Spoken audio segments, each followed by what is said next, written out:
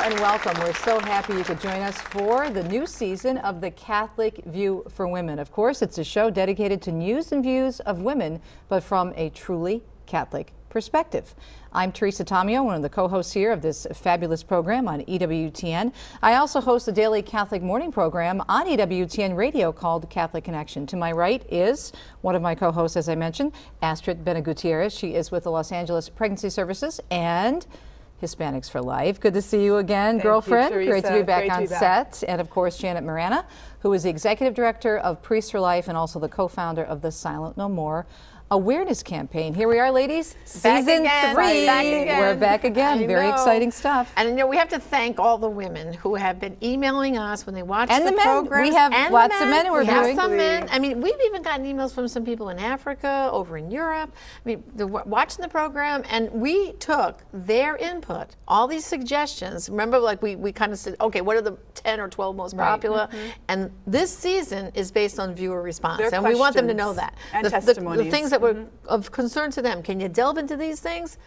They're going to see that on the season. And that's really what the show is about. It's the Catholic View for Women. We want to hear from Catholic women and, of course, men as well, but really to give a different perspective that's not available out there right now in the current talk shows. And so much is going on in the world today, so we want to bring out the truth.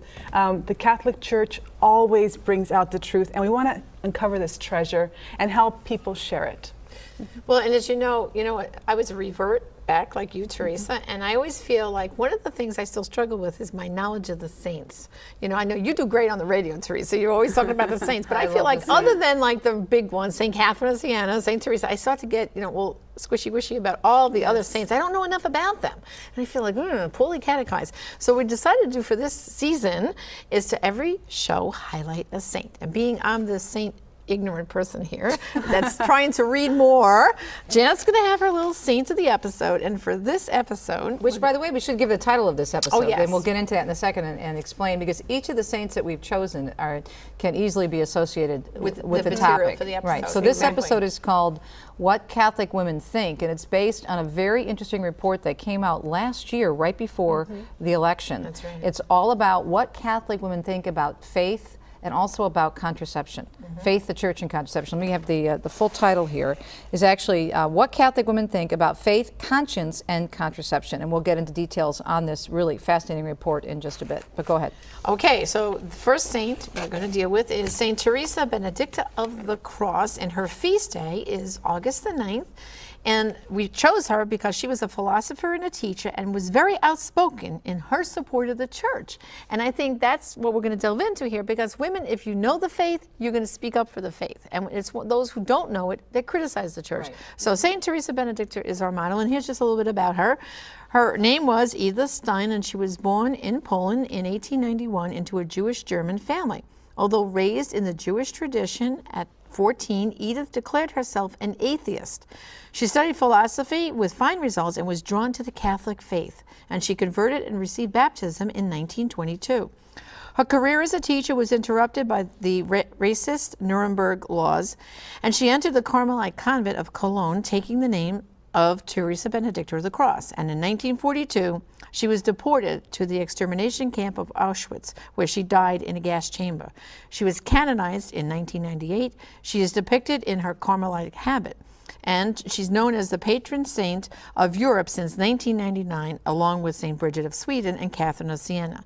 And of course, the name Teresa is of Greek and German origin, which means huntress, and another meaning is strong and a strong woman. That's how I spell my name, T-E-R-E-S-A. And it also has to do with harvesting. It means a harvester too, which makes a lot of sense if you think of St. Edith Stein or Teresa Benedicta. And Astrid and I were talking about how much we really love her. She's phenomenal. Absolutely. And she was one of the intellectuals, Catholic intellectuals of the 19th century. So she's somebody that we can look to as someone who she was a feminist. Was very, she was feminist, in her day. very accomplished. She was a professor. Speaker. But the more that she learned, the more that she realized, who God was, and that her life was meant to be a gift to others, to be of service to others. And the beautiful thing is that the things that helped her to convert were not necessarily these theories that she was learning. It was noticing these simple moments, like seeing a Catholic woman coming out of the church in the middle of a busy day and observing how this woman, is so different from others. What does she have? Why is she in that church in the middle of a busy day?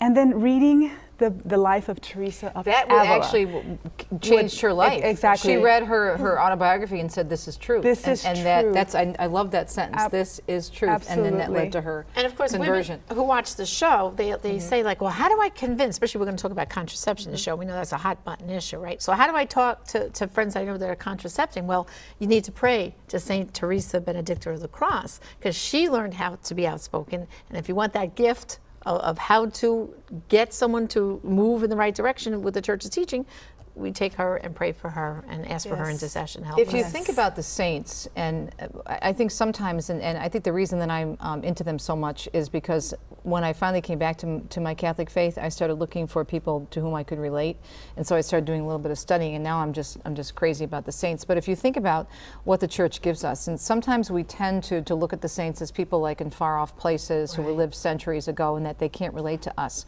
But they truly can. And St. Teresa Benedicta, we're also going to be talking about St. Gianna Beretta in another episode. There's a lot of saints that actually lived at St. Teresa of Lisieux, of course, was late 1800s, early 1900s. So a lot of them are actually very close to us in terms of the time span. So they're not so far off. Now, there are plenty that we can still relate to that are centuries before us.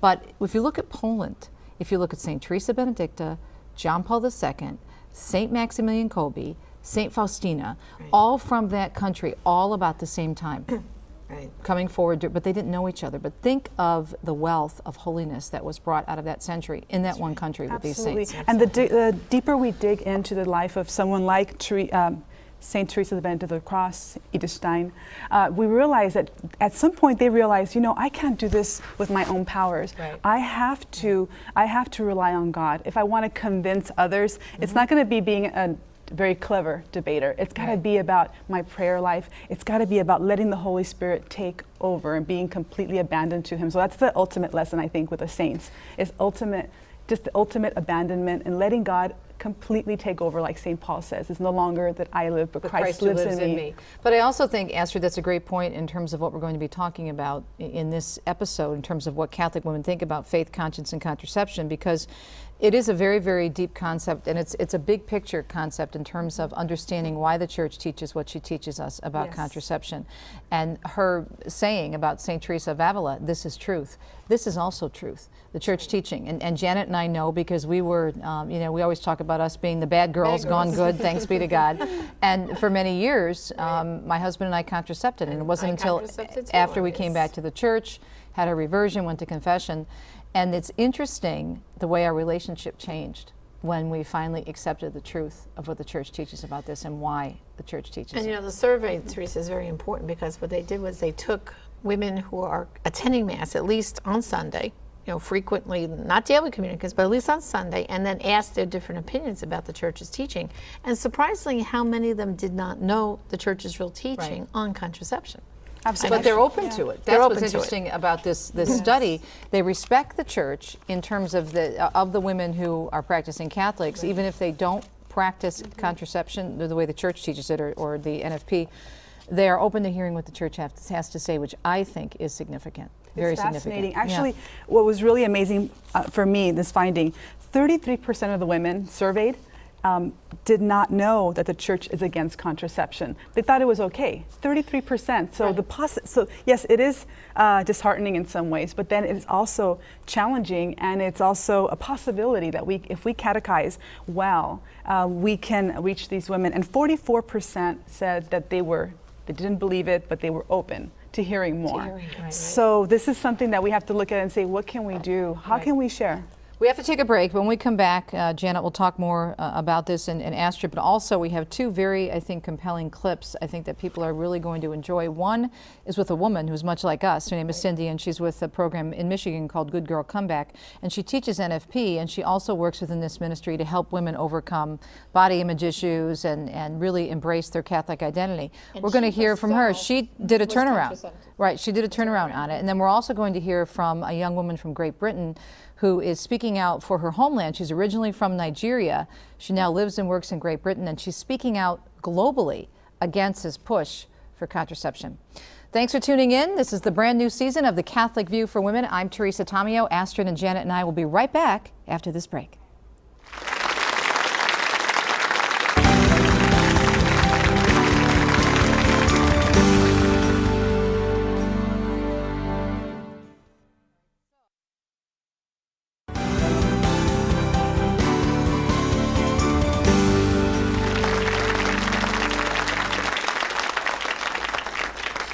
So glad to have you along on our brand new season, season 3 already of the Catholic View for Women. And in this episode, our beginning episode for this new season, we're talking about this fascinating report that came out about a year ago before the presidential election, what Catholic women think about faith, conscience, and contraception. Janet and Astrid have some of the statistics. We'll get to that in a second. But first, as we mentioned going into the break, we did a compelling interview with a woman who had a big change of heart on the entire issue, and now she's actually out teaching NFP. Let's take a look at what she had to say.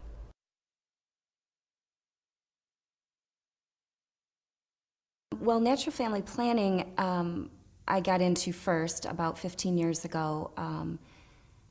I had fallen away from the church, and my husband and I were getting married in the Catholic Church by the grace of God because our parents wanted us to.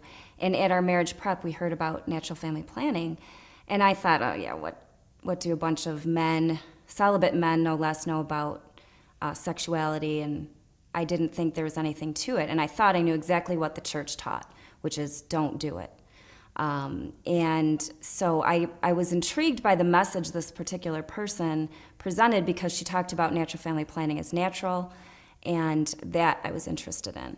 And so I convinced my husband to go to the class, and at the class they went more into the church's teaching, and I was blown away by what I thought I knew about the church's teaching was completely wrong. And I started to look into it and ended up falling in love with the church's teaching. It's ultimately what reconverted me back to the faith, strangely, when it drives many people away. And my husband and I became teachers of natural family planning not long after that. We used it ourselves to avoid pregnancy and then to achieve pregnancy and then to avoid a pregnancy again after that.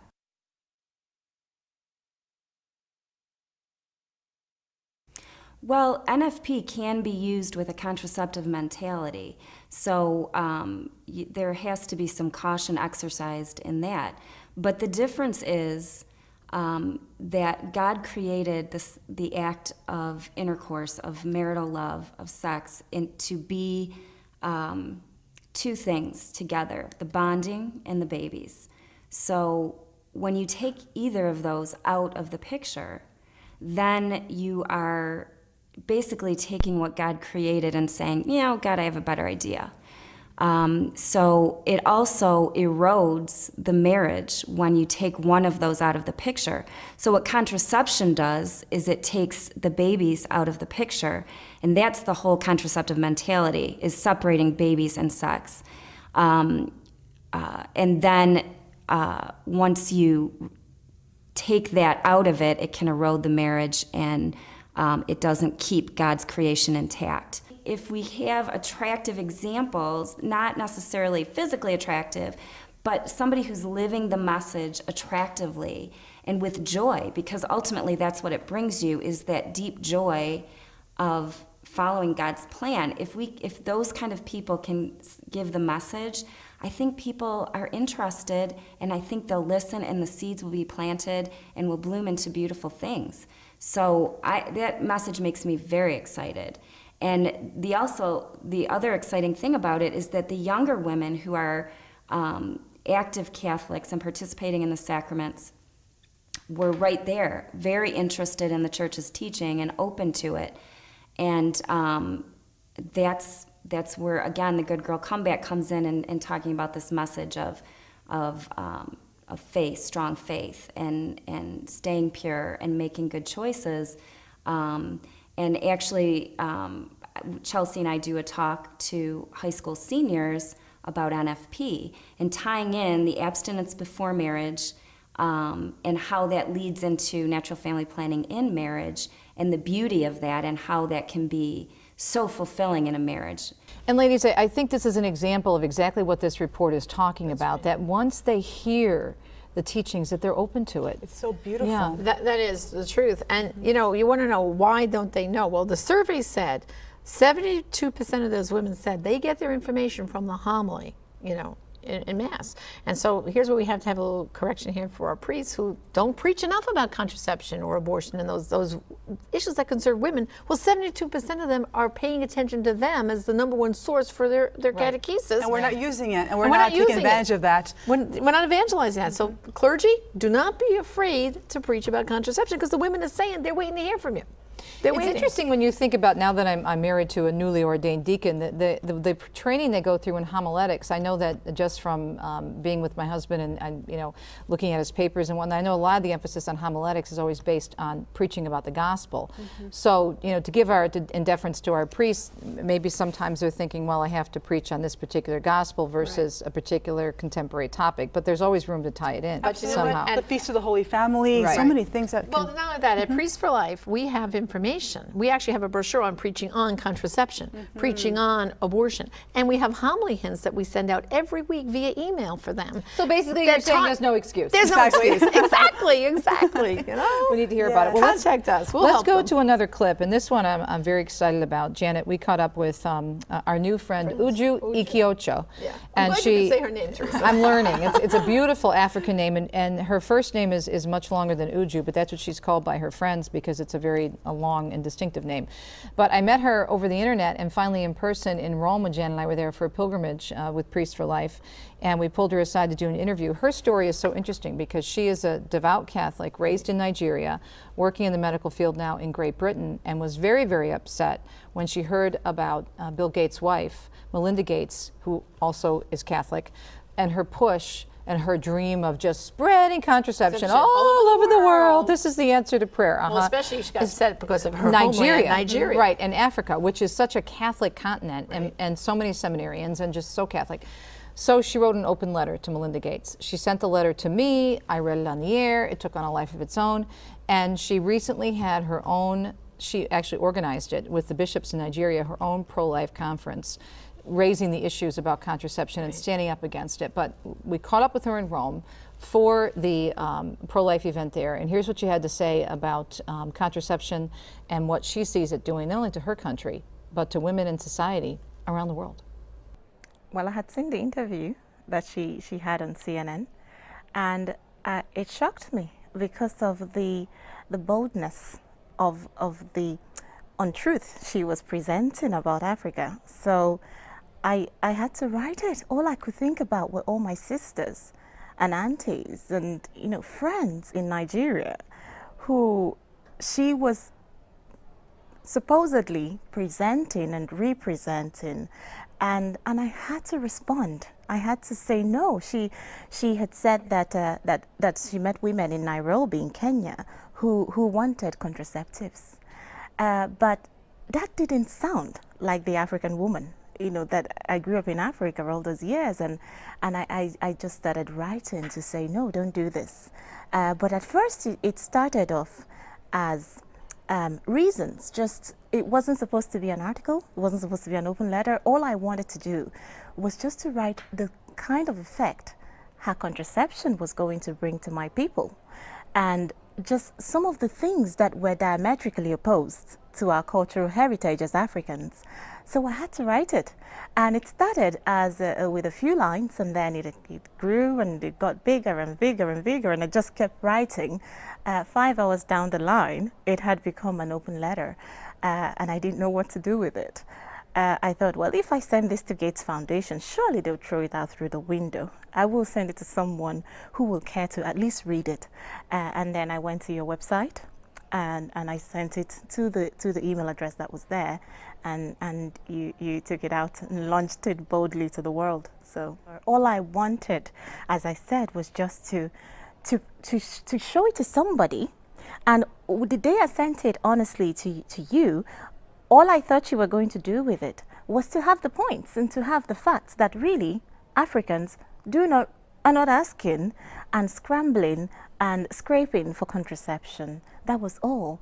And then you read it, and one thing led to another, and you know, the rest it just became a domino effect, that I would say God started off with you, and now it's gone so far, it's gone beyond me, and it's all the better because now I know really has nothing much to do with me. All I just did was to write the letter. Well, with what has happened to me, surely anybody, you know, God can use anybody.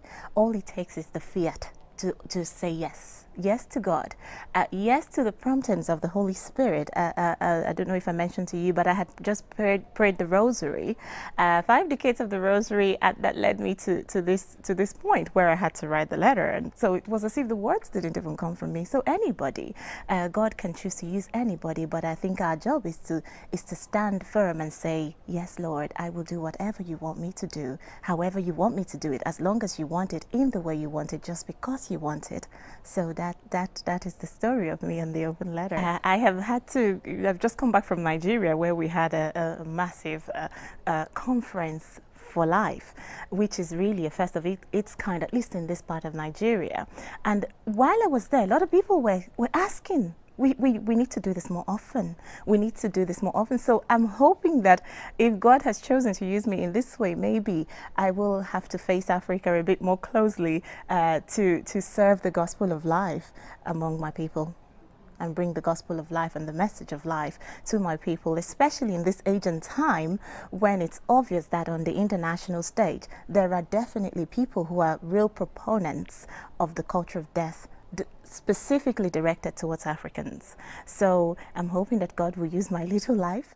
So I think when we hear from someone like Uju, and then we look at the negative impact contraception has, it really, I think, compels all of us. And we were chatting before we were here on the air on the show, how we want our priests to preach it, but those of us who have come full circle, Janet, like the two of us, well, we have to be able to put it forth. We can't just say the priests don't preach about it. Although with Hispanics, I got to say, they really do listen when a priest shares something in the homily. They do. But at the same time, we can't look and say, well, they didn't share, so that's the reason why it's a problem.